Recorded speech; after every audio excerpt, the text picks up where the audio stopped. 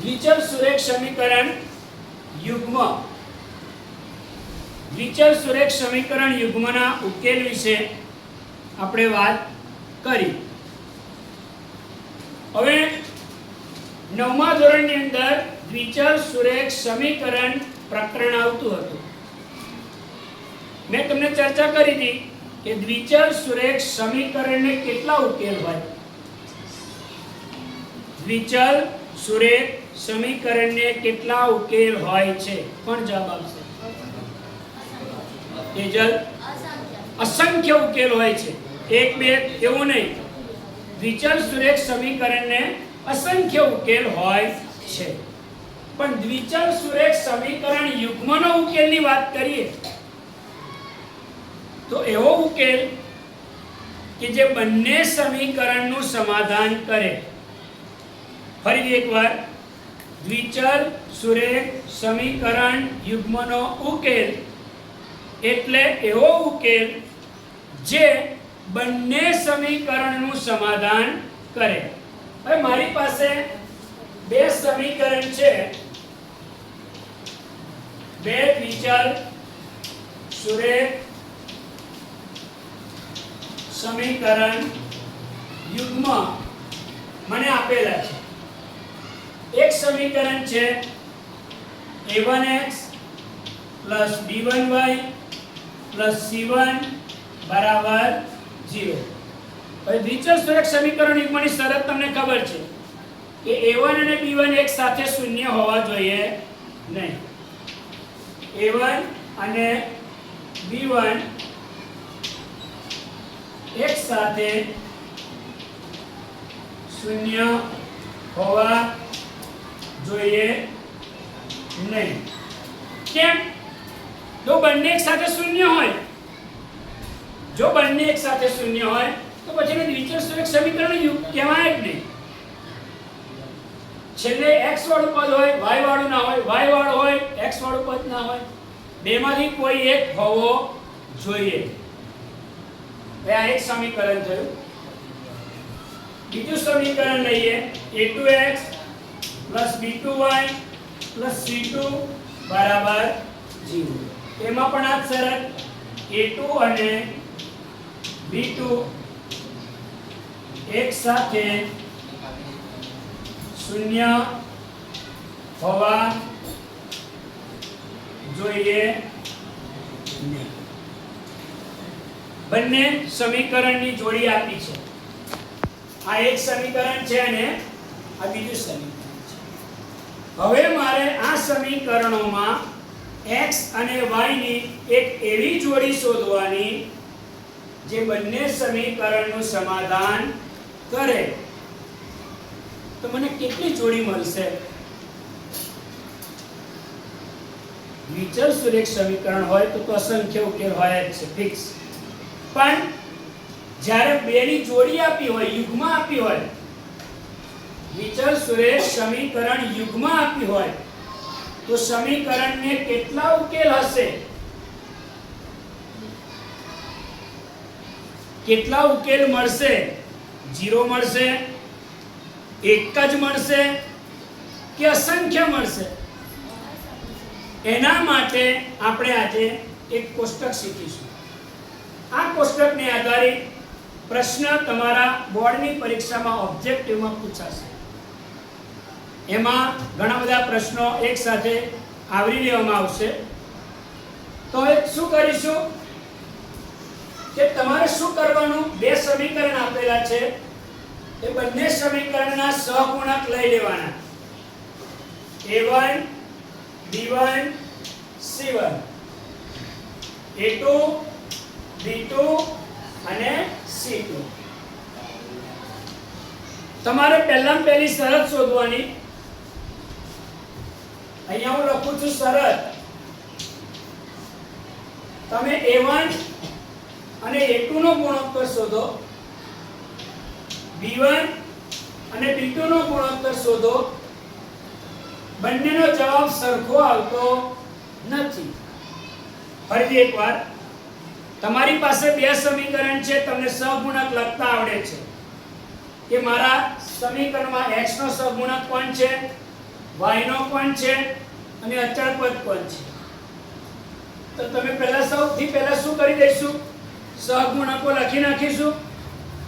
હવે પહેલી શરત, તમે a1 અને a2 નો ગુણોત્તર શોધો,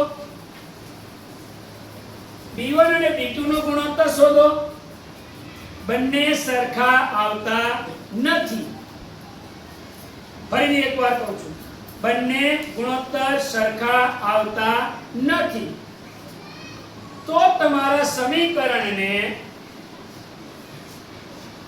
ઉકેલ કેટલા હશે બોલો? તમે a1/a2 b1/b2 બંને શોધ્યા અને બંને ગુણોત્તર સરખા આવતા નથી. તો તમારા સમીકરણમાં એક અને માત્ર એક જ ઉકેલ મળશે. જેના માટે એક શબ્દ છે અનન્ય, ઉપરથી શબ્દ બન્યો છે અનન્ય. અનન્ય ઉપરથી શબ્દ બન્યો છે અનન્ય. એક અને માત્ર એક. એકથી વધારે પણ નહીં અને એકથી ઓછા પણ નહીં. એટલે મેં આ બે જણનો ગુણોત્તર શોધ્યો, સરખો આવ્યો નહીં. એટલે મારા સમીકરણને કેટલા ઉકેલ મળે? એક અને માત્ર એક. તો હું x અને y ની એવી જોડી શોધીશ ને, મને એક જ મળશે, બીજી કોઈ મળશે જ નહીં. તો એનો આલેખ દોરવા જાવ કદાચ તો કેવું મળશે? આલેખ કેવું મળશે? તો કે છેદતી રેખાઓ. કેટલા બિંદુમાં? એક બિંદુ. આલેખ દોરીશ તો આલેખ કેવો મળશે? કોઈ એક બિંદુમાં છેદતી રેખા. તો આલેખ એક બિંદુમાં છેદતી રેખાઓ. એટલે આલેખ આ રીતે મળશે. કોઈ એક બિંદુમાં છેદશે એટલે ઉકેલ કેટલો મળશે? એક જ. છેદતી રેખાઓ. તમે આલેખ દોરવા જશો તો એક આડી રેખા મળશે, એક ઊભી રેખા મળશે. બે રેખાઓ કોઈ એક જગ્યાએ છેદતી તમને મળશે. પછી ચાલો બીજી શરતની વાત કરીએ. મેં a1 અને a2 નો ગુણોત્તર શોધ્યો, b1 અને b2 નો ગુણોત્તર શોધ્યો. બંનેનો જવાબ સરખો આવ્યો. પેલો ચોપડ્યો. સરખો ના આવ્યો હોત તો એક જ ઉકેલ હોત, પણ સરખો આવે છે. એટલે હવે આપણે ત્રીજું સ્ટેપ લેવું પડે. કોને શોધવો પડે? C1 અને C2 ને શોધવો પડે. આ બે જણનો જવાબ સરખો આવે છે, પણ આ ત્રીજો આવતો નથી. આવી શરત હોય તો મારા સમીકરણને કેટલા ઉકેલ મળશે? એક પણ નહીં.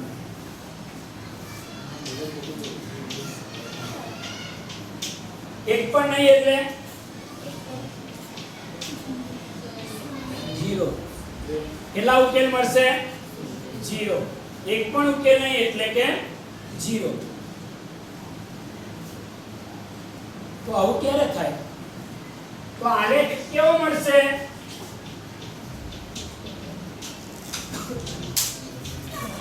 આલેખ કેવો મળશે? સમાંતર રેખાઓ. એક આમ જશે અને એક આમ જશે. બે રેખાઓ જીવનમાં ક્યારેય ભેગી નહીં થાય. એટલે જે બે ક્યારેય ભેગી ના થાય એટલે સમાંતર છે, એટલે કે એને એક પણ ઉકેલ મળે નહીં. એટલે આ બે શરત થઈ. એટલે છેલ્લી શરત આપણી ત્રીજી. તમે a1 અને a2 નો ગુણોત્તર શોધો,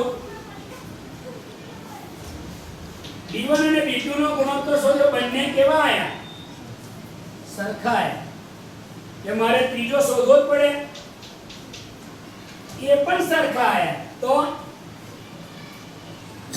આવું ક્યારે થાય? એ સમીકરણ એકનું એક હોય તો જ. એટલે ઉકેલ કેટલા મળશે? અસંખ્ય. તેની રેખા કેવી મળશે? આલેખ કેવો મળશે? એનો સંપાતી. સંપાતી એટલે કે એક જ રેખા ઉપર બીજી રેખા આવી ગઈ છે. આવું ક્યારે થાય? સમીકરણ એકનું એક જ છે, ખાલી કપડા બદલે છે. આજે પીળી ટી-શર્ટ પહેરી છે, કાલે લાલ પહેરશે. વ્યક્તિ તેનો તે જ છે, ને સમીકરણ એક જ છે. એને કોઈ સંખ્યા વડે ગુણેલી હશે એટલે કપડા બદલાઈ જાય. હવે આટલી વસ્તુ આપણે શીખ્યા છે, 1 2 અને 3. તેના ઉપરથી તમને ચોથો ટોપિક બતાવી દઉં છું કે જે સમીકરણને એક ઉકેલ મળે અથવા અસંખ્ય ઉકેલ મળે, ટૂંકમાં એનો ઉકેલ હોય, જે બે સમીકરણને ઉકેલ મળતો હોય તેને સુસંગત સમીકરણ કહેવામાં આવે છે. કેવા સમીકરણ કહેવામાં આવે છે? સુસંગત સમીકરણ. સુસંગત સમીકરણ એટલે કે એ બે સમીકરણો તમને આપ્યા છે, સુસંગત છે કે નહીં તમને ખબર કઈ રીતે પડે? તો કે એનો ઉકેલ શોધવાનો. ઉકેલ મળે તો સુસંગત, તો ઉકેલ ના મળે એને શું કહેવાય? સુસંગત નથી. જો આને કેટલા ઉકેલ મળે છે તો આ બે સમીકરણો કેવા કહેવાય? ઉકેલ મળતો નથી, તો સુસંગત. અને કેટલા ઉકેલ મળે છે તો આ કેવા છે? સુસંગત છે. તો જો કેટલા બધા પ્રશ્નો થયા? 1 2 3 4 5 6 7 8 9 10 11 ને 12. આટલા કોષ્ટકમાંથી તમે 12 પ્રશ્નોના જવાબ આપી શકો છો. બોર્ડની પરીક્ષામાં તમને આવી શરત પૂછી, આવી શરત આપી હોય તો સમીકરણને કેટલા ઉકેલ મળશે? તો કે ખબર છે કે જો બે સરખો ગુણોત્તર ના હોય તો એક જ ઉકેલ મળે, એક અને માત્ર એક. હવે તમને વિકલ્પો આલેલા હોય 4: અનન્ય, અસંખ્ય, એક પણ નહીં, કે આપેલા વિકલ્પમાંથી એક પણ વિકલ્પ નહીં. બરાબર? તો તમારે શું જવાબ આવે? અનન્ય. પણ આવું હોય તો કેટલા ઉકેલ મળશે? એક પણ નહીં. અને ત્રણેય સરખા હશે તો અસંખ્ય. જેને અસંખ્ય ઉકેલ મળે એ પણ સુસંગત, એક જ ઉકેલ મળે એ પણ સુસંગત. ટૂંકમાં જેનો ઉકેલ ના મળે ને એ સુસંગત નથી. સુસંગત એટલે કે એકબીજાને જોડાયેલા નથી, કોઈ સંબંધ જ નથી, કોઈ રિલેશન જ નથી. એટલે આલેખ પૂછે કે આવી શરત હોય તો કેવો આલેખ મળશે? આવી શરત હોય તો કેવો આલેખ મળશે? આવી શરત હોય તો કયા પ્રકારનો આલેખ મળશે? મેં તમને આ બોલ્યો છું, આ દોરી બતાવ્યા છે. એટલે આ રીતે તમને આ કોષ્ટકમાંથી ઘણા બધા પ્રશ્નો પૂછાશે. આ કોષ્ટક તમે બધા ઉતારી લો. આ કોષ્ટક આધારિત દાખલા પૂછાશે.